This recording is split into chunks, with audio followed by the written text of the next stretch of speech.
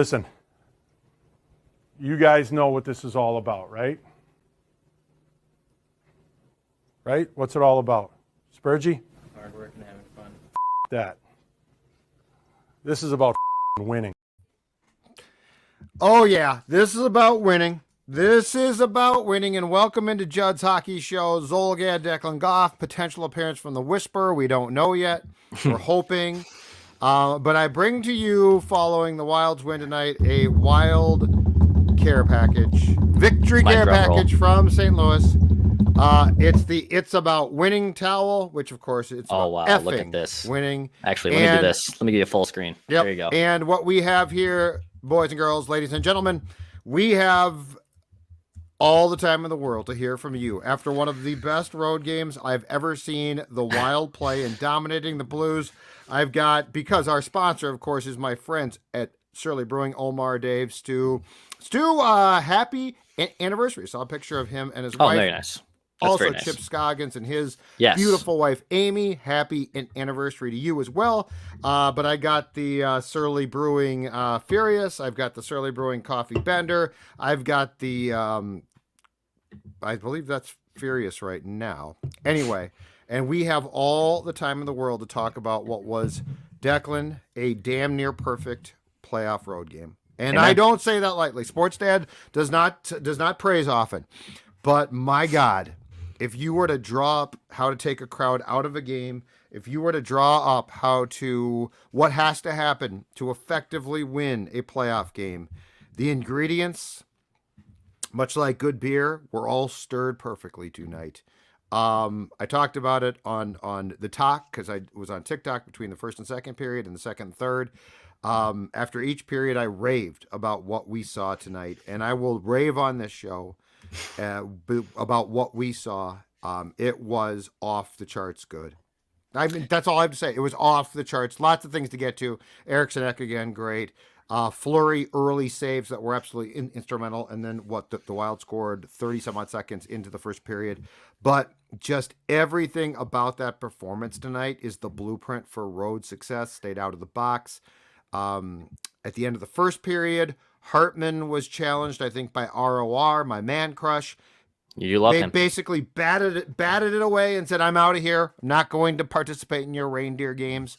In the second period, the Wild, late in the second period, is killing a power play for the Blues. Dumba had taken a penalty. Foligno draws a penalty from Buchnevich and sort of gives Buchnevich a little jolt, and then realizes they're going to call an interference penalty on our favorite guy, Patrick Royce's favorite guy, Cowboy Butch Davis.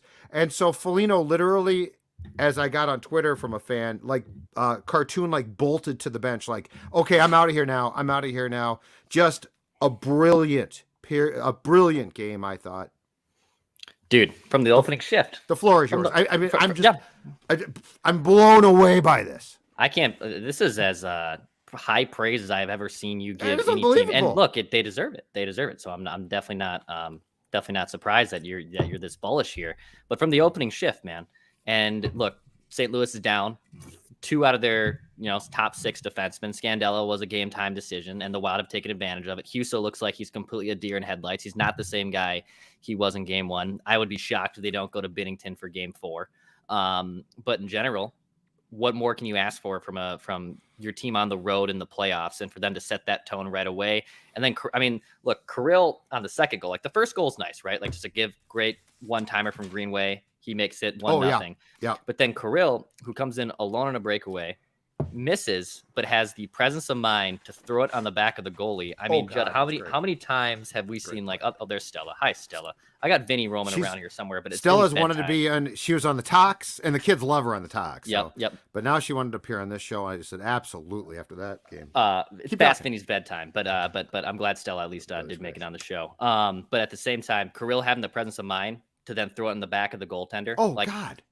How many times have we seen like a guy like Zach Parise just whack, but has Or no skill. Or you do the peel away. Yep, like you miss come on the around. breakaway, and then you do the circle. So and you're gone. Just to have the start that they did. Oh God, yeah. It was golden. It was a perfect performance from the Wild. Can't ask for much more. No. I mean, there's just so many big and little things, right?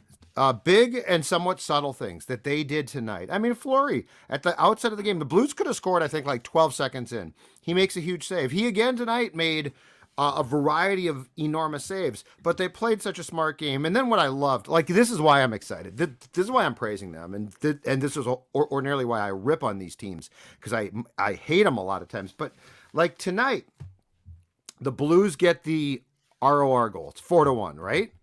And then, you knew what was going to happen. As soon as they got a goal, the crowd was going to re-engage, because the crowd was out of that game. And they were going to re-engage, and the Blues were going to start to engage a little bit, right? And Berube had shuffled up the lines, and so now the Blues have, they're coming back. And I'm not, at 4-1, I was not like, oh my God, it's going to be tied. But that was, okay, let's see what you got, right? Mm-hmm. And Fleury made a few big saves. The Wild calmed the game back down. They calmed her down. And they controlled the puck possession, and I'm like, yes, this is a playoff team. Right. That's what you want. You want a team that can on the road, and right away then the crowd was gone again, and now the Blues sort of went away again. And look, as far as the Blues blue line goes, so to your point, Scandella didn't play in the first two games. He came back tonight. Bertuzzo, who got hurt in game 2, didn't play. Nick Leddy got hurt in game 1. He didn't play in game 2 or 3. And then Torrey Krug got hurt. But you know what? This is the playoffs. I got no sympathy. Like, seriously, you got who you got. And Dumba and Foligno are playing through pain. Kaprizov took an idiotic whack to the chest that he shouldn't have. That was and they didn't BS. call a penalty. That's a crappy. But my point is, you think his and then I saw late in the second period, he went to the bench and it was something with his left arm. I'm sure he's black and blue. But you know what he's going to do? He's going to play. Like, if you can play, I got no sympathy for, well, the Blues are down defense. Yeah, they are. And you know what? Dumba's playing on probably with one shoulder working. So you got who you got. But as far as game plan and execution and what Dean Evison did tonight, bravo. It's one of the best games I've ever seen this franchise play. It reminded me of how smart, although these guys are more talented by far, it reminded me of how smart the 2003 team was. Totally. Yeah. I mean, just that self-awareness, right? Yeah, exactly. That's coaching too. Dean coached a great game. And the Wild, Jacques did that 2003, and the Wild now. I mean, keep in mind, like, the Wild have more skill than the Blues. We said that on the preview episode going into this series, that the Wild had more skill than St. Louis, top to bottom. They do. It's just the timeliness and the lethal power play of St. Louis gives them that X factor that does put the offense kind of at a push, right? Well, so far, the Wild are now taking the Blues out of their game. Like, the Wild are playing their game, and they're not stumping to St. Louis. Like, St. Louis is big, and I saw your Schenn point on Twitter towards the end of the game. Like, every team has a Schenn, right? Like a Brayden Schenn. And by the way, like, I would love Brayden Schenn on my team. I honestly would. I like him a lot. But you can also not stoop to his level, and if you don't, then you're still going to be able to be successful. And the Wild aren't stooping to a guy's level like that. That guy exists. Like, they've had Steve Otts before, right? They've had goons. They've seen those kind of guys. Ryan Reeves for Vegas last year, was in that similar boat. The Wild don't come down to that level, and that's very important when it comes to playoff time. And I know we'll get to Kevin Fiala here in a little bit. You had some questions about Fiala on the Score North TikTok. By the way, hit the subscribe button on this YouTube channel for Daily Minnesota Sports Entertainment. As we get also a full room of Wild fans here who are about to be ready to rock on Ventline. We're excited to talk to them as well. Don't gotta wait till tomorrow to talk about this. We can talk about this right now, here on Score North. It's funny. And myself, Declan Goff. It's funny you bring that up, Declan, because sometimes if you got one of these, and I love these, I'm old school. You gotta wait. You gotta wait. You gotta wait. What that looks like. But with the talk and with the tube, you don't gotta wait. So with one of these, like, I'll turn this on. There you go. You got that on. But you gotta wait. Okay. Yeah, you can't hear anything. So anyway, here's the thing too about game 1, game 2, game 3. The other thing is, this is such an interesting thing. The Wild is built to withstand physical in the playoffs, but in this series, because the Blues power play is so good, they're not meant to try and retaliate. So it's not just that Schenn, like some people are like, Schenn deserves a beatdown. No, you don't want that. You don't want to, if the Blues power play wasn't so good and your penalty kill hadn't been so suspect, you might do that, right? But that's why Foligno purposely, that's coaching. He was told, they were told, skate away from anything. They can withstand the hits.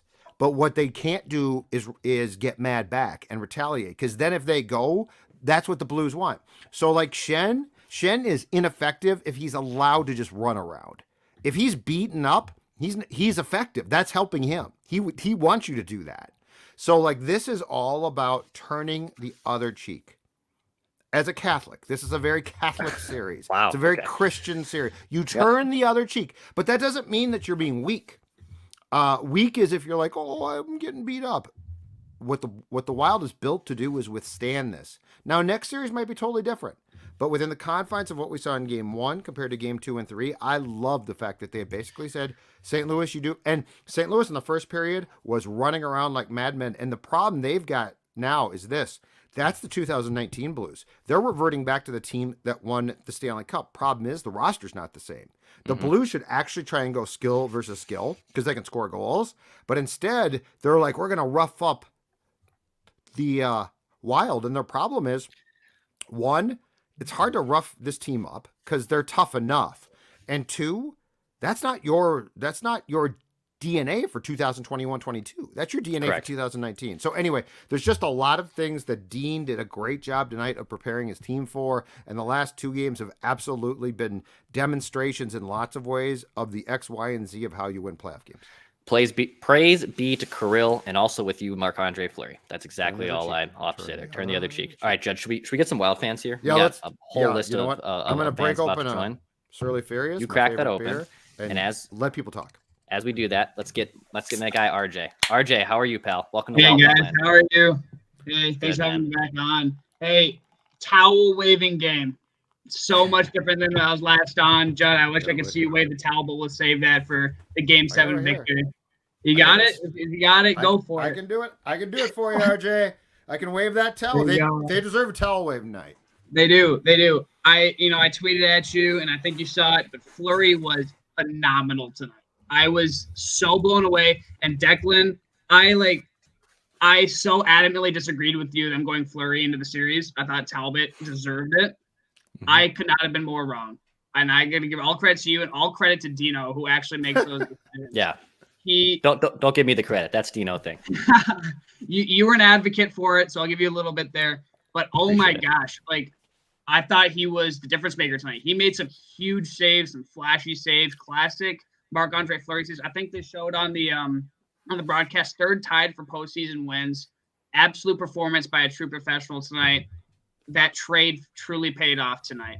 That was my one takeaway. Yeah, like you said, the crowd was completely out of it. I was racing home from being out with the boys, and Nice. I missed the first two goals, but I was so happy to turn that game on and see the difference, and I watched this game. It was great.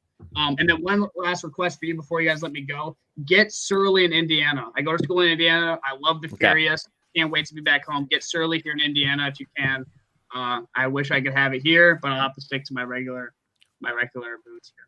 We'll Next work time, on man, that, guys. okay? We'll Thanks, glad to get RJ. that on there, RJ. Thank you, dude. We'll Yeah, work we'll on that get for our. sure. I'll text Dave. I'll text Dave right now. We'll try. our They best to actually get are down trying to get in different. It's They not are. as easy as it appears, but yes, Yeah. I appreciate every one of you outside the state that sends us notes about please get Surly here. You know what? I can tell you right now, they'd love to be in every possible market. there. Yeah, to his point too about Marc-Andre Fleury, like Fleury was exactly what you've wanted in the last two games. And even I can make the case that in the first game, he wasn't the problem issue. He wasn't on his A game as he was in games 2 and 3, but he's been the same Marc-Andre Fleury. He gives up rebounds. The defense is selling out. They're clearing those shots. They weren't doing that in game 1. And having Fleury here is that calming presence, man. And look, could this team be up 2-1 right now with Cam Talbot in net? Sure, they could. I'm not going to rule it out. But Marc-Andre Fleury was not acquired here, I think, to sit behind someone like Cam Talbot. And Talbot has that awareness too. So I think it's a great problem the Wild can have. So the other thing that's really, to me, intriguing about this entire thing is, so I do think Dean brought him back in game 2 because he wasn't at fault for game 1. He didn't play great, but he wasn't at fault. But I also think, and this is sort of the genius of Billy and Dean too, which is what I love about this. Have you noticed the guys that have cups or have played in a ton of playoff games have a calmness that is just so helpful? Fleury's won 3 cups. He's been on playoff runs, right? He came back in game 2 and there was no, oh my God, He let in another soft goal, right? Like everything he does. Like tonight at the outset of the game, he made some huge saves. They score. The second guy, Tyson Jost, played in a ton of playoff games, right? And he's a fourth line center, Declan. But the last 2 games, Tyson Jost played really well. And again, he's calm. He knows he's been here before. The importance of having been here before in the Stanley Cup playoffs is so important. And then the last guy is, and he deserves credit for his 2 games so far, Goligoski. Got scratched. I thought he should have been scratched. Game 1, Kulikov was terrible. Goligoski has been a stabilizing, and that's what I want. He's been a stabilizing force, and I think it's because he's got a cup. And again, he's been here before. Totally. Let's keep rolling here in Wild Bent Line. We got a whole room full of guests. Zach, how are you, pal? Welcome back. Good. How are you guys? Good, man. What'd you think? Great game. I thought Fleury played remarkably well. Those first few shots on goal, early first period, were huge, setting the tone. I think we need to give Billy Guerin a lot of credit here. This is what we've always been saying from all of our general managers. If you believe you have the pieces, go make the moves. Yep. Amen. And I think one of our most underrated players that we've had since we traded for him is Middleton. Yeah, dude. No question. His back check where he just pokes the puck away right before they get the shot off. It's been unreal. Zach, thanks for coming on, man. Middleton's been that calming presence. And look, I ripped the Delorier trade on the surface. I was like, what are they doing trading a mid-round pick for someone who's just going to play 4th line minutes and he's got a role? You ripped Jacob Middleton after the first game. Said, I don't know if this pairing's going to work with Jared Spurgeon. And I said, well, why don't we give this a little time? Both of it. You said give Delorier time. I told you give Middleton time. Right. To his point, to Zach's point. And I forget who, I think it was Thomas in game 2 that said, this team would look completely different. Like these acquisitions that they made at the deadline, this is the Wild's core. Like they'd be nothing without those acquisitions. It's huge. Middleton also has the size, and he's certainly not a goon, but he's got the size where he's the guy that we have wanted for how long on defense. He's not sexy. He's not great, but you know what he is? Stable. He's stable, and he's big enough that he's not pushed around. He's tough enough. It's just absolutely outstanding. That's a key one. The other thing that was just brought up, and it's a great point, is this. Last 2 games, how good have the sticks and lanes been? Yeah, dude. They are huge. Unbelievable. I would say that the thing that I'm probably saying the most at my television is great stick. Great stick, just getting in the lanes and deflecting passes and intercepting areas. It's huge. And that they weren't doing that in game 1. They just weren't. That and Fleury was giving up those rebounds, and half that is on goaltending. Don't get me wrong, but your defense has to sell out too. And they've been doing that at such a successful rate in games 2 and 3. And it's been a huge difference maker. Block shots are cool. Block shots are great, but my preference is never let the shot get off because you put the stick in the lane and you intercepted it. Doing a great job there. All right, let's keep it rolling here in Wild Bent Line. Son of Zuki. How you doing, guys? Good, man. How are you? Good. Me and the girlfriend here were at the game the other night, and that was a crazy awesome game. She's only been to 2 games this year. We went to the Valentine's Day game and that game, and she's seen 2 hat tricks. So she's a good luck charm. I have to go to game 5. Take her to you have to be at game 5 and then 7 if necessary, but I don't think we're gonna need it. Drive to St. Louis. I just want to ramble off a couple quick things. This is my first time on since the Vikings season, and then before I was on during the Vegas series a couple different times. But Nice. really enjoy the show you guys do. We were also at the Surly event. Awesome. Thank you guys for doing that. Do it again. We'll be there again. I was too starstruck to actually walk up and say hello, but that's another story. But yeah, I want you guys to talk about how I feel like having a GM who's been there and done that and won trophies really makes a difference, and having an owner who lets that GM do his job makes a huge difference. And maybe the Vikings could even take some notes along with that. I'll sit back and listen. Thanks, guys. Thanks, dude. I think the important thing, though, is I think that Bill Guerin said, I'll take the job if I can do it my way. Because, Craig had a lot to do. And look, I'm indict myself here with Parisi and Suter. Craig clearly had a lot to do with how Fletcher thought. Fenton got the job. Paul did some good things, but that's when Craig's like, we need some tweaks. And everyone's like, no, you need to blow this thing up. Yeah. And I think when Bill got the job, Billy is so no BS. I think he's the type of guy who would have said, I'm not taking the job unless I can do what I want because I know how to win. And he does. And let's be honest, This applies to Phil Mackey, Declan Goff, Judd Zolgad, and a lot of you. We don't know how to win. You don't. We don't know how to win. And I'm insulting myself as much. But we in the state don't know how to win. Bill Guerin has won cups. He's won 4 cups total, 2 as a player, 2 as an executive with the Penguins. He knows how to win. Look at what Fleury did tonight.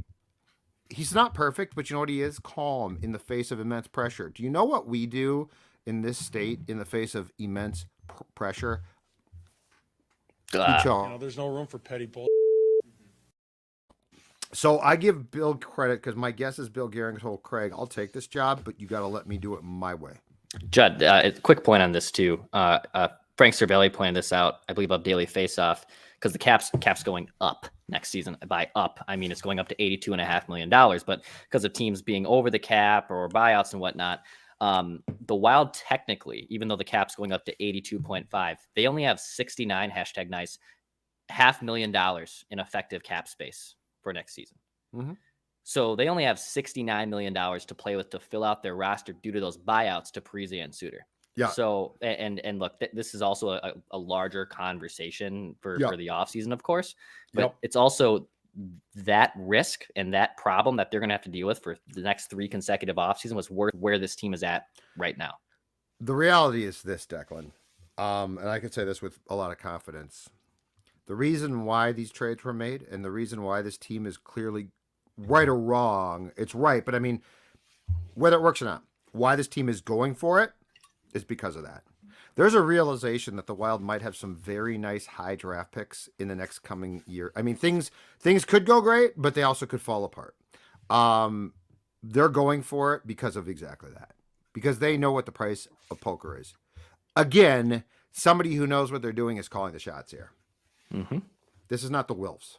Nope. Well, it'd be fun to just be good. No, it'd be fun to win a Stanley Cup. And then you guess what, too? By the way, if you win a cup and miss the playoffs, yeah, that sucks, but you won a cup.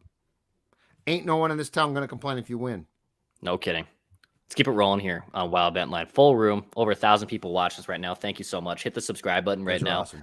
On this YouTube channel for daily Minnesota sports entertainment. That's Judd Zolgad. I'm Declan Goff. We are the 2 members of Judd's Hockey Show. Phil Mackey, the Hockey Whisperer, is crafting his takes for Monday when the Wild are up 3 games. Is he not going to join us? I don't know. I've been waiting for a text. I was texting him earlier tonight, but I don't know. He look, the Hockey Whisperer does what the Hockey Whisperer does. I'm going to text the Whisperer. Okay, you let me know. Get back to the calls. Let's keep it back to the calls here. Let's go to Matt. Hi, Matt. How are you, pal? Good. What's the Dan Patrick Show? First time, long time. 6 foot, 195. Ding. You're in good shape though. Thank you. It's more fun if you're fat. Fun fact: it wasn't Livia, but I'll put a plug in for Livia. I used to weigh 260, Phil, in high school, and my knees feel much better now. I'll tell you that. So, plug for Livia. I'm actually calling in from Iowa. So one of your fans down here in Central Iowa.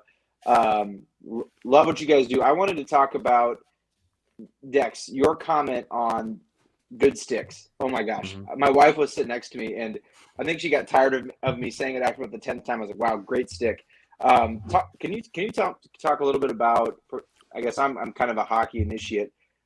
Every time the Blues got near the Wild net, I'm not sure if it was their over-aggression or what caused it, but all the Wild did all night was disrupt their passes in the offensive zone and almost immediately clear the puck as soon as they got near the net. And I actually saw that frustration. I think it was after the 4th goal, Judd. I want to say it was Riley or somebody after they scored. He banged his stick over the back of their net and almost broke it. Not out of frustration, I think, that the goal had been scored, but they had been held to absolutely nothing. And to see that visual frustration was, well, I mean, I loved it, obviously, but what did they do specifically to disrupt so many passes tonight? I think that, well, first of all, it's being smart and effort. And it's probably film work a little bit too. But I think what they did was they have the awareness, first of all, to know what the Blues probably like to do, to know where those passes are going. And I don't think having good sticks is like a great talent. I think it's hard work. I think it's I think attention to detail defensively is the biggest deficiency that a lot of hockey players have, because it's a lot more fun to get the puck and go, right, Dex? Yeah, totally. taking lanes, and I'll give you a guy who's magnificent, and he hasn't done a lot. Again, this is where I struggle with getting down on guys. This guy hasn't done a lot in the series, but he definitely took away a goal from the Blues that almost certainly would have made it 4-3 in Game 2. Our guy, Freddie Gaudreau. Yeah. He has a marvelous stick. He has a marvelous sense of where the passes are going. And so it's things like that. And you know, penalty kill, breaking up passes in the defensive zone, I think it's smart, but it's a lot of work. Yep. It's not sexy. It's a lot of work. And I will go back to what I keep saying, which is playoff hockey's a lot of work. Like being successful. I mean, look at what the deficiencies of the Wild were in Game 1. They didn't pay the price. Mm-mm. And that's sort of where I think the advanced metrics screw around with your mind in hockey, because the advanced metrics don't necessarily help you with who's paying the price. Right. They reward skill, puck possession. You know, if I skate the puck out and I got it, I'm getting points for that. I'm getting credit for that. But what does it mean if I'm not doing it effectively? Totally. Let's keep it rolling here on Wild Vent Line. Let's go to our guy David. Hi, David. What's up, bud? How we doing, guys? We got Good, a man. change of scenery for tonight. Game 1, after that I was nervous about the rest of the series.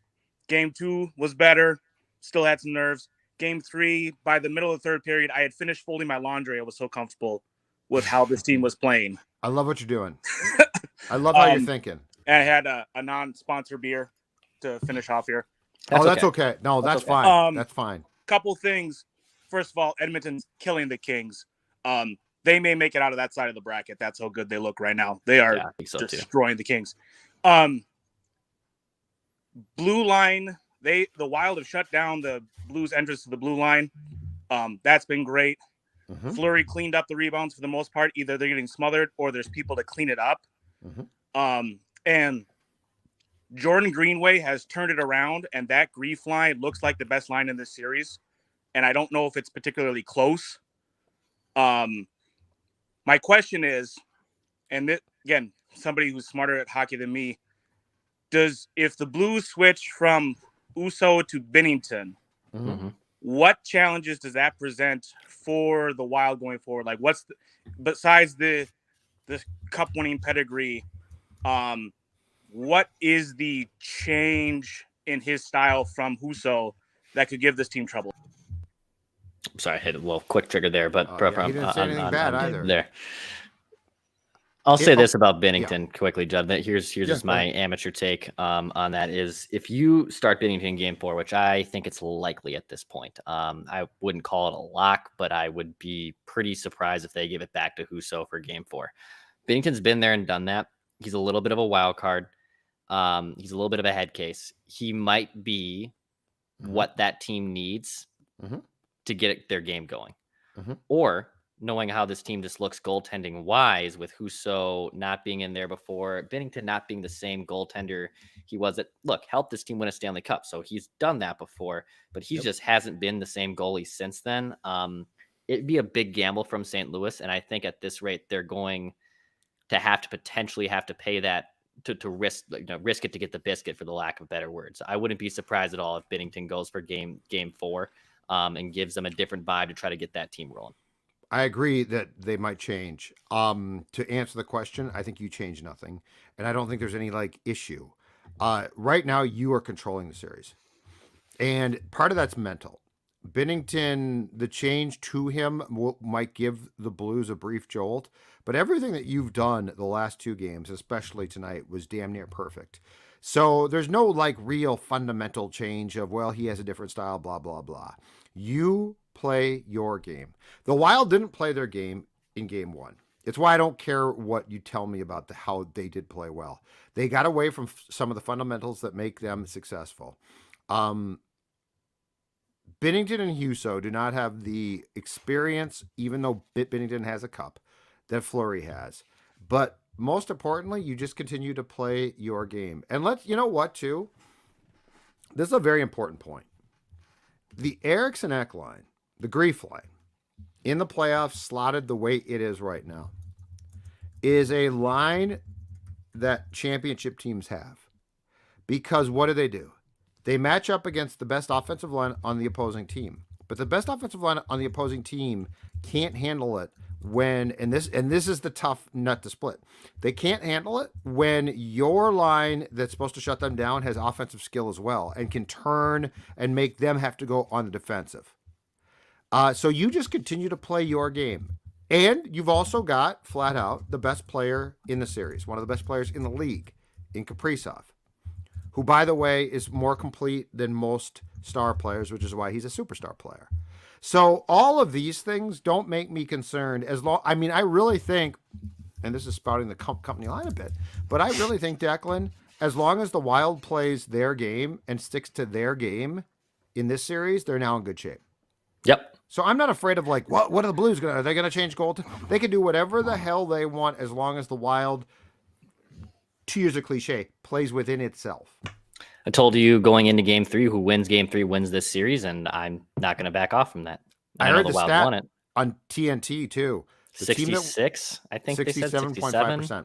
Yeah, so 67% chance that when I teams did go up watch 2-1, tournament they event, win by the the way. series. Oh, and TNT, by the way, phenomenal. Biz Nasty is great. He needs to be on every type of. The dude was bragging about being up hammering beers. Biz yesterday, Nasty's for great God's and he's sake. fantastic, but your friend Judd was on the talk when he was on, so I'm a And little Judd bit upset. and Judd did a great job on the talk. Kids love Judd. I feel like and they I love the did that. TikTok. They do. Stella, They you do. watched, right? Yeah. Stella watched. So did Vinny. She Vinny's watched. asleep right now. He was a big fan as well. Keep it going. Hi, Bubba. Hey What's up, guys, buddy? how's it going? Bubba. Good man. Judd, it's fine. Yes. I figured I'd wear this so you could kind of put me and our Twitter picture together because we talk on Twitter all the time. Declan, yes. Biz, the game was awesome, but Biz, oh my gosh, like that was the most entertaining intermission I've ever seen. And you know what? I will give the Wild this too. You know, when the Blues started pushing at us, you know, trying to poke the bear to see if we would, you know, start causing dumb penalties, we played calm, cool, and collect. And it was like, okay, if we can play like this, Yep. the rest of the series, I am not worried one bit at all. Yeah. Yes, because my point is exactly that, is if you continue to play your game, I think they're just going to win. Yeah, man. And the Blues are going to come out more fired up on Sunday for sure. It's going to be tough. I'm not trying to say they're not going to walk through this whole thing. But yeah, I mean, the style that they've played the last 2 games absolutely is a playoff formula to win series. They're playing playoff hockey. And by the way, well, let's maybe go on a little rant here before we go to next group of callers here on Wild Bentline. Hit the subscribe button, Judd's Hockey Show, Apple, Spotify, ScoreNorth.com, and the Score North app. My guy Kevin Fiala's been a passenger this series. He's been a passenger through 3 games. Okay, let's talk about that for 1 second. Second period, I agree. Blues goal, he has to clear that puck. Yep, that was a bad. So he has Kevin. been a passenger. He's not been great. First period, I felt like he actually had, and third period, he had some opportunities. This reminds me a little bit of early in the season when he had some chances and didn't score. And then he goes on these incredible, just bizarre heaters where he's off the charts. I'll say this. I have, in games 2 and 3, I have a hard time getting down on guys. Yes. When they play that completed game. Like, I struggle. I love to jump on guys that don't play well. But is Fiala not scoring, or is he flat out playing poorly? Because I'm not sure. I see stuff about Hartman. Well, he's not doing this and that. Well, 1, he scored an inordinate amount of goals for him. 2, I feel like he's actually doing some good things defensively. Yep. I struggle to really criticize off tonight's game. I agree too. And look, yeah, when you're up 2-1, good things And are tell me happening. if I'm wrong. It's not. No, he's just been a passenger. He's been a passenger, and that's okay. That's okay right now But because he's you're up setting up 2-1. some chances. I mean, he's getting Yeah. some chances. I when I don't see him, I worry. When I see him and he gets stoned by the goaltender, and then he gets frustrated, he's getting chances. His goals will come. I agree. Like keep his it rolling. ups and downs are incredible. We'll keep it rolling here on Wild Bentline. Sam, who's waiting on, gladly turn your camera on, and I'll pop you on here in just a little second. But in the meantime, let's go to Ryan. Hi, Ryan. How are you, bud? Ryan, you got us. Hey, yep. Hey guys. Hey, thanks for having me on again. So couple things tonight. I actually took notes tonight. I'm going to beat a dead horse, and I'm going to say defense, defense, defense. Like we've been saying all night, sticks and lanes, creating chances. It was unbelievable. Clearing pucks when Fleury had some of those rebounds. Then I'm also going to ask this question. Going to be really early to tell, but is Kirill Karpizov the best Wild player we've ever had? 4 goals in the NHL postseason, like leads the postseason. I think somewhere they said tonight he leads the NHL already in postseason points. I think he has 7 or 8 points already. But I'll stop you right there. He's the best National Hockey League Minnesota player ever. Okay, all right. The North Stars never had anyone this good. He's wild. And then I was gonna say before I leave, that goal he had. Speaking, on him, that was pure. He knew that was coming. Like he planned that. That wasn't just a whiff. I think I turned to my wife and I was like, he planned that. I think a lot of players would just kind of shoot it and went in lucky. But no, he looked back and he saw it. But that's all I got. So great win again. So thanks for having me on again. Awesome stuff. Taking notes too. I love that. Gotta love the paper notes. Yeah, that is his point of Kirill meant to do. That wasn't I'll center this puck in. No. He knew what he was doing. He absolutely knew what he was doing. Right, but what impressed me the most was he stuck with a play to do it. Mm-hmm. Like that's what it wasn't the superstar part of his brain did that on purpose, but the hard worker part of his brain stopped to do it. Correct. I mean, that's not normal. No, that's impressive. That's damn impressive. Let's keep it rolling here. Wild Vent Line. JD, what's up, man? Welcome to Wild Vent Line. Gentlemen, can you hear me good? Yep, got you. Okay. Perfect. Hey guys. Long-time listener. I've called once for the Vikings, but I haven't called for the Wild. I just want to say this. Judd, I love you, man. Like, takes, you are awesome. Religiously listen to this channel. I just love your takes, man. Like they're sober, they're not too big, they're not too diminishing, like they're kind of right in the middle, and they kind of get us Minnesota fans who have been, quite honestly deprived of a lot of stuff. They get us kind of the right amount of hyped up. So thank you, Judd, for all your service, and Dex. Thank you for all you do, because this channel is great. I love this channel. Regarding the Wild's victory tonight, what a victory, right? The Wild looked dominant. I heard a few other callers talk about this, but in the lane was big, whereas game 1 we didn't really see that, right? So I think that was a big thing, and I don't really know what causes that, Judd, right? Like is it just more effort? Like, are we just skating better? Like, are we giving more energy? Like, why do we stick our sticks in the lane more tonight versus in game 1 when we didn't? I don't really causes that. I know hockey is kind of a weird thing, but I'd like to hear your take on that, and I'd also like to hear your take on the career path of number 97, and what does does he have Hall of Fame on his record? Yeah. Good stuff. Go ahead, Judd. Breaking up a bit there. So one is the sticks and lanes. I think again is hard work. It's probably film work about knowing what tendencies are as well. I mean, I don't think it's this great skill that you develop. I think it is applying yourself. And look, I think in game 1, the Wild a little bit had read their own press clippings. I think they played like they were oh, we're the Wild. We're really good. They shouldn't have, but they, there were a lot of things about that game that bothered me. And I know hockey's random and weird at times, but that to me was more than that. That was not just game 2 was just different because it's hockey. I think that's a lazy explanation. And so I think that they worked harder. I think they've been more diligent. I think that they definitely in their defensive zone, which is the most important thing, the last 2 games have been damn good. In game 1, I thought they were lousy.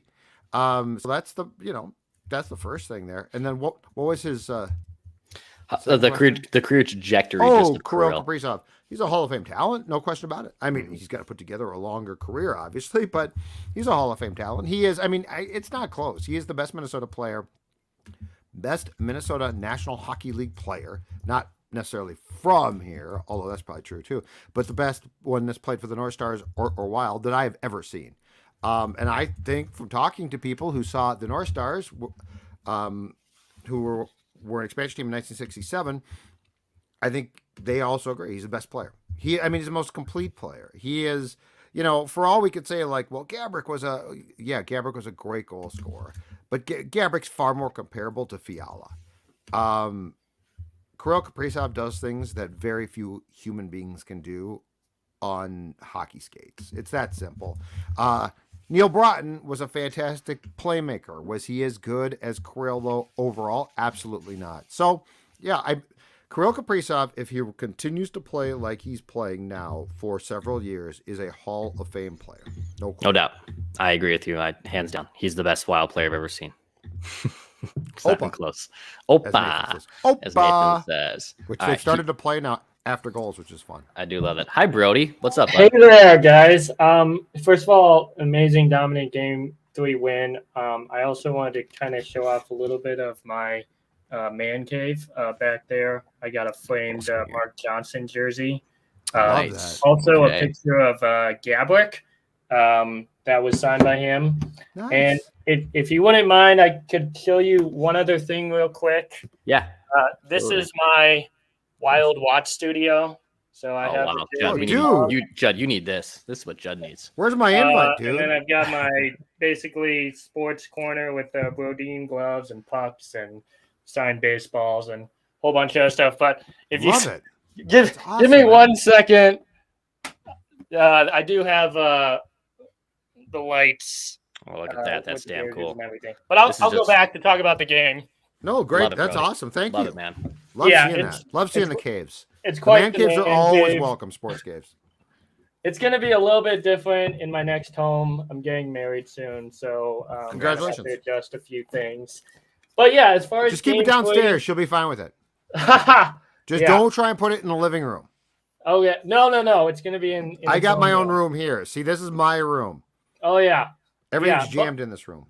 Just as far as Game 3, that was probably the best road game the Wild have played in the playoffs since, maybe Game 7 against Colorado in 2014, the Niederreiter goal.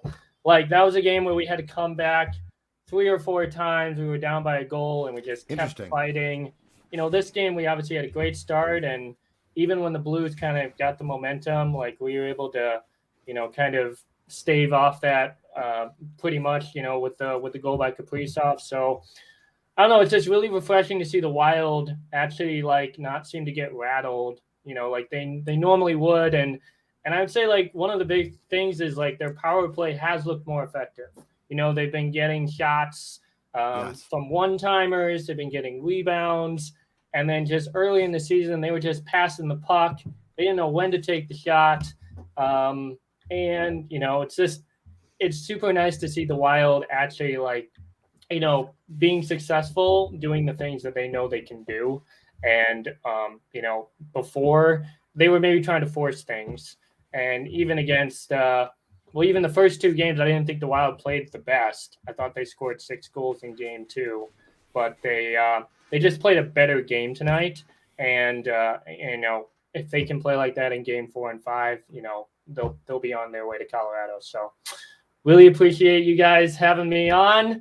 I'd love to come on again, but I'll hang up and listen. Love the man cave stuff, dude. That's awesome. That's awesome. Yeah, if they play like they're going to play like this, Judd, I mean, it's going to be hard to beat them. It's going to be hard to win. Yeah. I think the Blues are going to play a better game in Game 5. But here's the thing. The Blues' defensive losses are a big deal. Yeah, that's the one thing. They're playing guys too much. Their blue line core is not nearly as solid. This is almost certainly a different series if they're healthy back there. I think the Blues are going to play a better game on Sunday. But that being said, the fact that the Wild came out with the performance they did tonight is absolutely huge to me. Let's keep it rolling here on Wild Vent Line. Let's go to our guy, Ryan. Ryan, welcome back, man. How are you? Been a while. Good. How are you? Good, man. Awesome.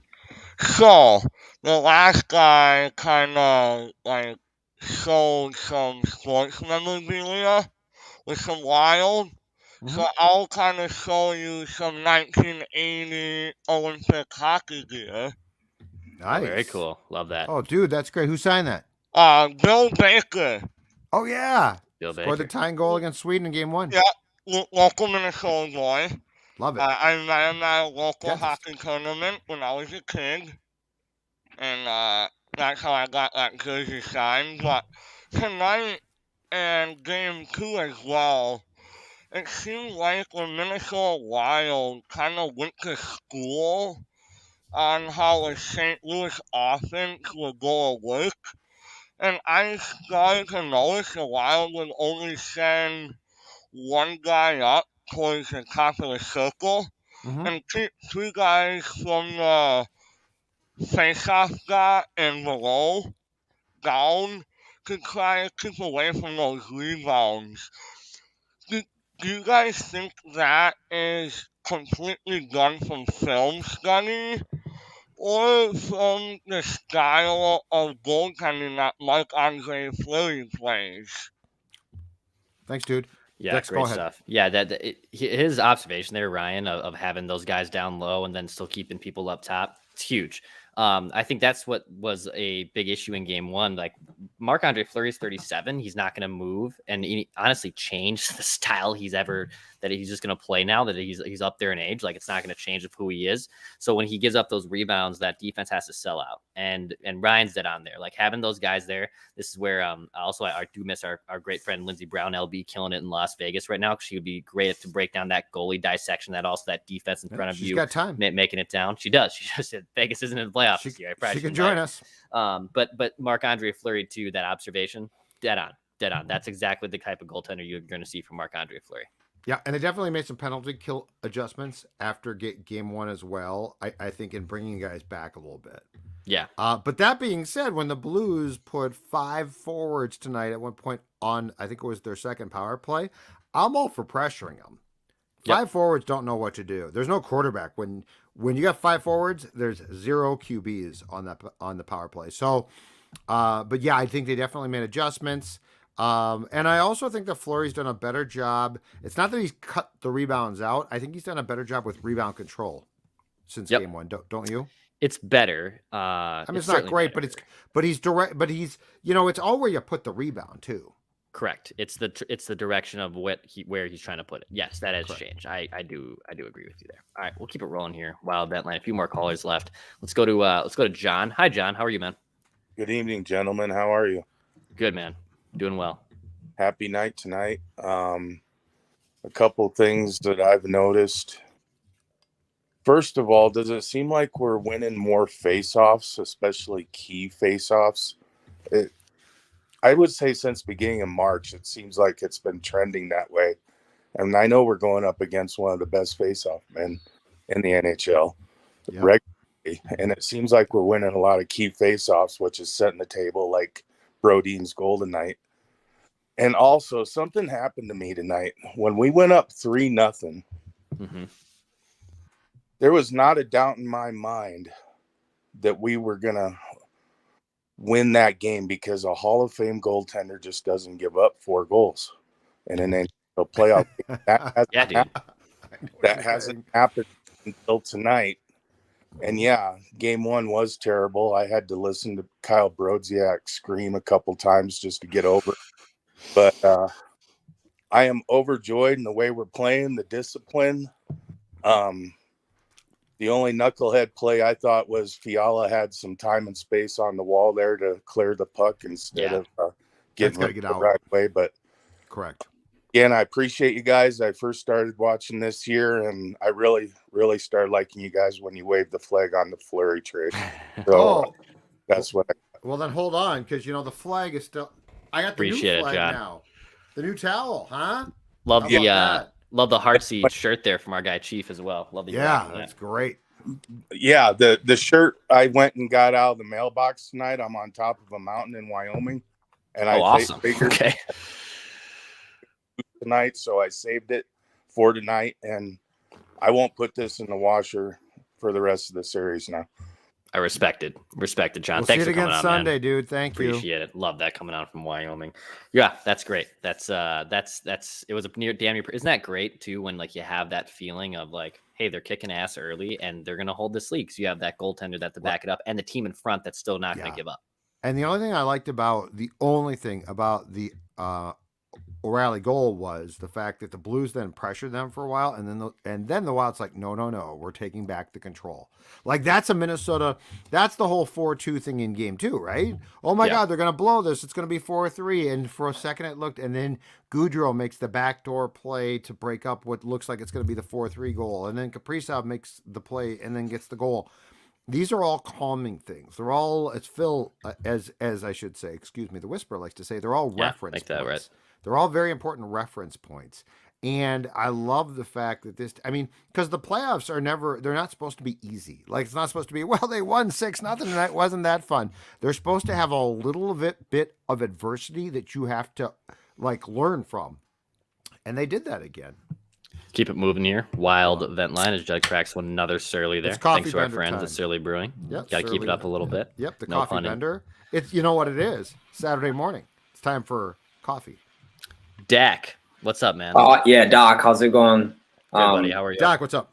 So I just wanted to get your guys' opinion on when do you think someone's gonna have to address Schenn like Delorier? Someone's got to get in his face because I mean he's gonna hurt someone. He's taking runs at guys. He's headhunting all night long. Like when is Delorier gonna have to step in and you know pound the brakes off of him? Because I'm just like, yeah, that's it.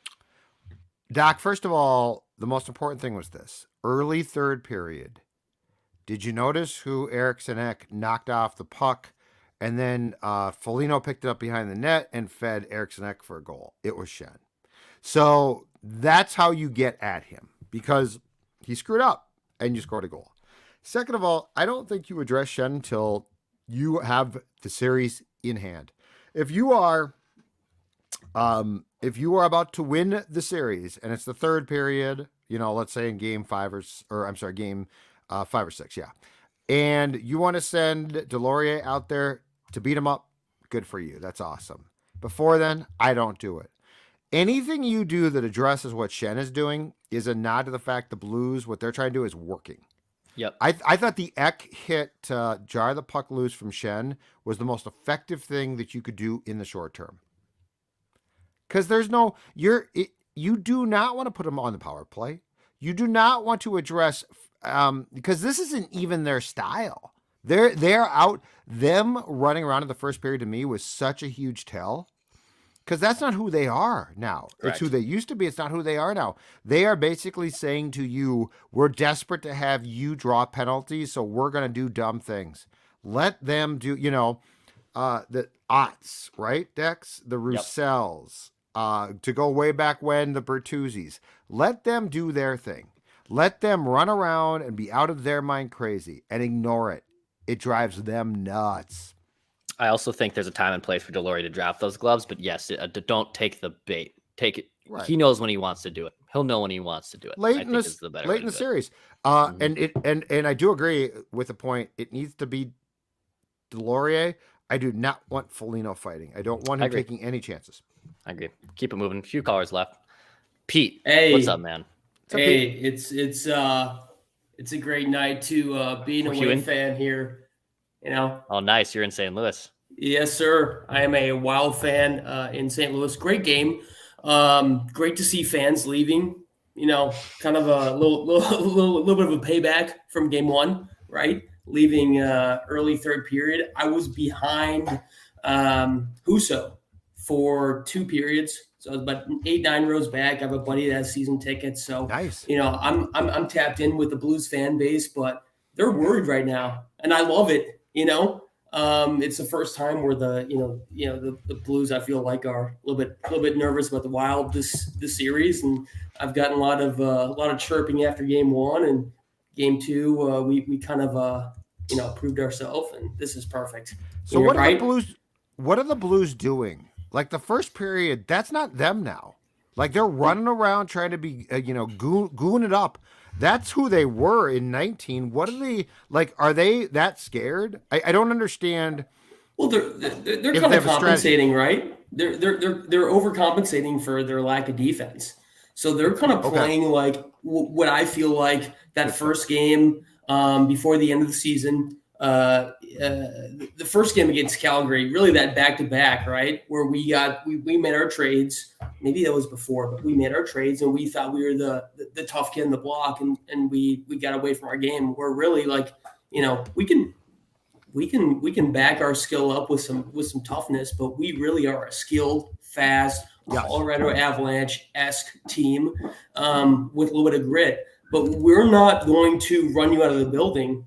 Right. We're just, we have that 1-2 punch, and I think we tried to prove that in game one, and that's, that plays right into the Blues. Like, yeah, sure, we're second best on the power play, but guess what? Tonight, there was no bad penalties. The penalties I took, the Wild took, like, I'm fine with those all day. Let's take those all day. But just want to say, I've been in St. Louis for about 5 years. I've been to the 2015. I went to Mizzou for college, so 2012. I've been in. So I've been 2015 playoffs, 2017, and this year. And I saw the game one 2015 Zucker wraparound Zucker. I have to, but this beat it all, because when you have Blues fans leaving, and usually I went to the Winter Classic as well, and took my friends from St. Louis up. This was the best game I've been to, Blues Wild by far. We haven't worried, boys. We have them on the ropes. Let's end it in 5 or 6. Let's go. Hell yeah, let's Pete. go Wild. When's the last time you felt, and Pete, when's the last time you felt this good about a Wild team too? Like, never. Guys, no, you're guys, right. Literally never. This is a cup. Let's see. I think this is an 01 cup. I wish it showed the year. Yeah, I remember those. I had those. 02, 03. Dude, I've been around the block. Run. I think I'm Good for you. Around the same age as you here, and it's so refreshing. No trap offense, and we have the skill to back it up, and I think we're the better team. The one thing that worries me about the Blues is, like, Scandella's back. Who knows about Bertuzzi and the other guys, and if they get healthy. You're right, Judd. It's a completely different series if they're healthy, but right now, let's hit them while they're down. Like, how many playoff series has it been where it's like, Brodin's playing with an injury and Spurgeon's out, and those are excuses. Like, they can have excuses. We'll go to the second round. Absolutely. Let them have their excuses. You don't give a damn. Great stuff, man. Pete. Thank you. Thanks, guys. Enjoy. Appreciate it. Yeah, it's awesome. Pete, I was called tonight right there. Pete down in enemy territory, just loving life. Loving this Wild team. The Blues towel. I like the Blues towel. I like that as well. It's a great logo, by the way. Is it Corey? Yeah, Corey. What's up, man? How I are like you? the stuff behind you, Corey. Yeah, yep. I got the signed Jonas Brodin breezers as well on the mannequin. That's awesome. Yeah. The Gabrick, the old school Gabrick. AW belt, big fan. Love it. Noise. Yeah. I love you guys. I just wanted to know what you guys thought about how my man Eriksson Ek is just underrated in the NHL. Dude's a pest, man. He's a pest, and he's a lot more skilled than people think he is. No one talks about him. As I told Declan after game 2, you know what he is? And I've seen these guys a lot. He is the perfect playoff player. He's the guy now that will, like, it would be, knock on wood, it would be fun to see the Wild make a Stanley Cup type run, because the attention he'll get then will be what he deserves. Oh, yeah. This guy has turned himself into a marvelous player, but here's the thing. He's got skill. He's really good, but he works so damn hard. Like, in January and February, you appreciate him. In May and June, you love him. Oh, yeah. Think about what this line is doing right now. And they're playing, and by the way, they're going against the Blues' best line. Top offensive line. It's hilarious. 2-3 years back, we're like, how could you not take Brock Besser? Yeah. Chuck Fletcher goofed up, blah, blah, blah. This guy and Dean, I think, talked about this after game 2. Eriksson Ek is perpetually hurt. because of how he plays.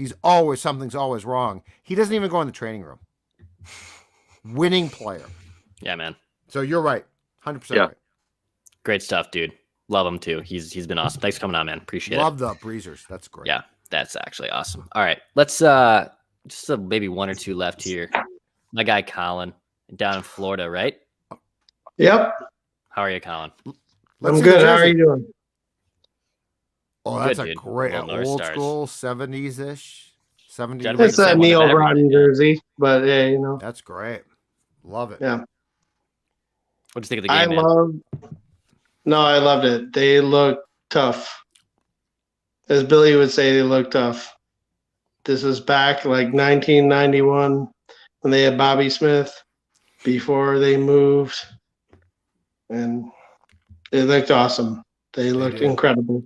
Kirill is a superstar. Right. They didn't have Kirill. Like, that team didn't have Kirill. Like, that's the thing about it. They didn't have, God bless them. I watched the 81 and 91 North Stars make runs to the Stanley Cup Finals, but they never had a Kirill. Nope. Tino was great. Broughton was great. I love those guys. Madonna was amazing, but yeah. But he wasn't there yet. No, you're exactly They right. weren't. Yeah, I mean, I live now in Orlando, but I've lived here for 20 years, and I've acclimated the Tampa Bay Lightning to being my pro sports team that I root for here. And Ryan McDonough went to my high school. Yeah. 2 straight Stanley Cups, and you're Cretin. We're ready. Cretin, I mean, right? we have grit. We have grit, though. Like, we're getting gritty. Like, Bill Guerin, everything like that. I've lived here long enough to be like, we need that. We need that in Minnesota with every sport. And I got we bad are news for you. down and we go for it. I got bad news for you. The Leafs are about to put you on the ropes. Well, they've won 2 straight, so they've already got their. That's the Leafs. They've already got it, so it's okay. That's fine. So we shall see. But I care about this. I care about my hometown. I care about the Lower East Side of St. Paul. And by the way, Judd, my dad's best friend was a guy named Les Auger. If you're a hockey guy, everybody talks about the movie Miracle. Yeah, Ralph Cox was the last one cut, but Les Auger went to St. Paul Johnson back in the day. Go Gubbies, baby.